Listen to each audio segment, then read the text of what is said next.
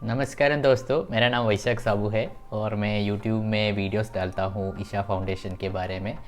मैं केरला का local centre का वॉलंटियर हूँ और मैंने अपना इनर इंजीनियरिंग प्रोग्राम मई 2018 में किया है।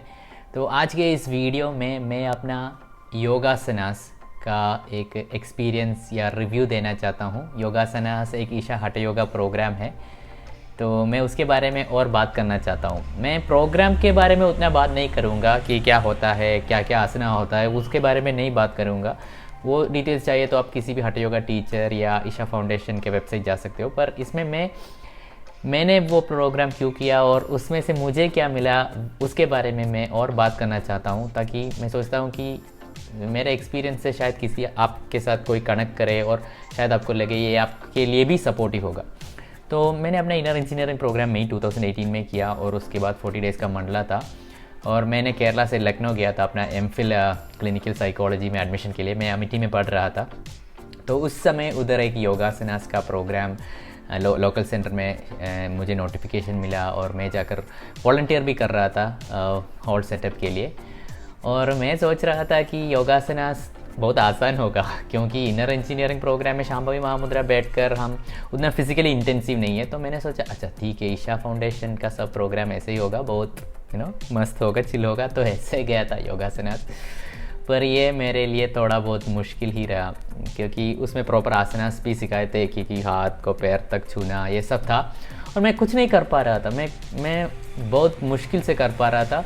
पर एक चीज़ जो मैंने नोटिस किया था वो ये था कि मैंने जब बचपन में योगा सीख थोड़ा बहुत सीखा था, तो उसमें सब प्रॉपर आसना में आना चाहिए, सुपर बेंडिंग करना चाहिए। पर इधर ऐसा कुछ नहीं था। टीचर था, वो इंस्ट्रक्शंस देते थे और वो बोलते थे कि अपने बॉडी को ज़्यादा मत स्ट्रेच करो, मीन्स ज़्यादा नहीं करो, जितना हो सके उतना ही करो, पर आप अपना प्रैक्टिस बरकरार रखो और और थोड़े समय में ही आपका बॉडी आ जाएगा।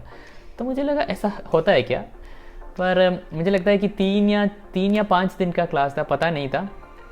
मुझे बहुत मुश्किल लग रहा था, मैंने नहीं सोचा मैं कंटिन्यू करूँगा, पर मुझे लगा चलो ठीक है, देखते हैं कैसे चलता है। और धीरे धीरे मैं अपने रूम में गया और सुबह योगासनास करने लगा। तो उसी समय एक क्या था कि मैं अपना लखनऊ में जब 2 महीने हुआ था जाकर, और मेरी ज़िंदगी में इतना बदलाव आ रहे थे कि मैंने सोचा कि मुझे पढ़ाई छोड़ देना है, तो मुझे और योगा में अपना फुल देना है।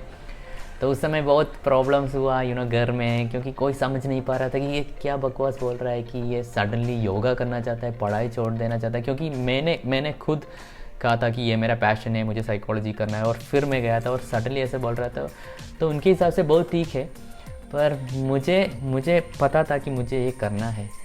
तो उस समय बहुत सारा टेंशन स्ट्रेस हो रहा था बाहर से, पर उसी समय मुझे योगासनास का पूरा वो क्या बताऊँ, वो पता चला कि ये कुछ और ही है।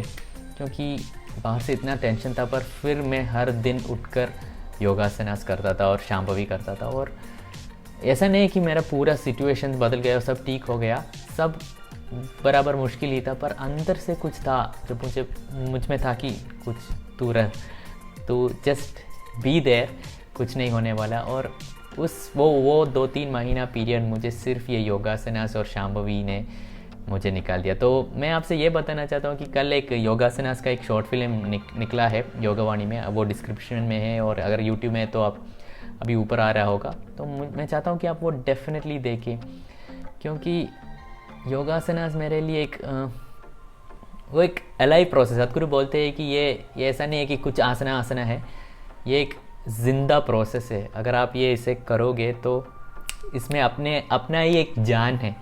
और वो डेफिनेटली इस योगासनास मतलब सिर्फ आप ऐसा बेंडिंग या ऐसा घुमाना फिरना नहीं है, उसमें अपना एक जान है।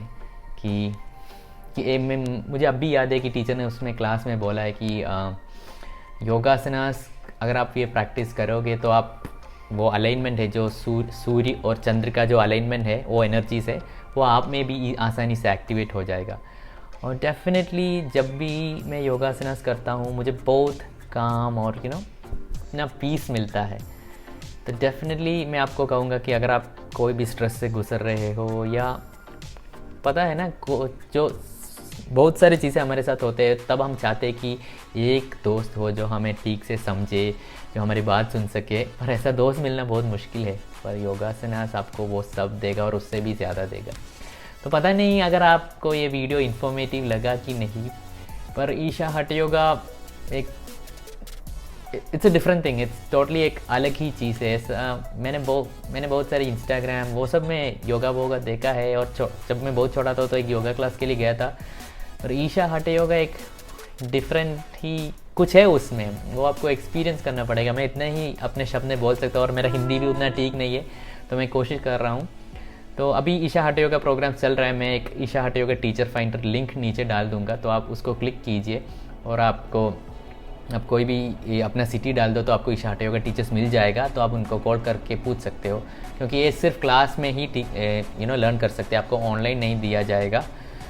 पर डेफिनेटली मैं चाहता हूँ कि आप ईशा हठ योगा को अपनी ज़िंदगी में ज़रूर लाए, और अगर इस वीडियो आपको मदद लगे तो डेफिनेटली इसको लाइक करना, डिसलाइक ठीक है पर लाइक इज़ गुड।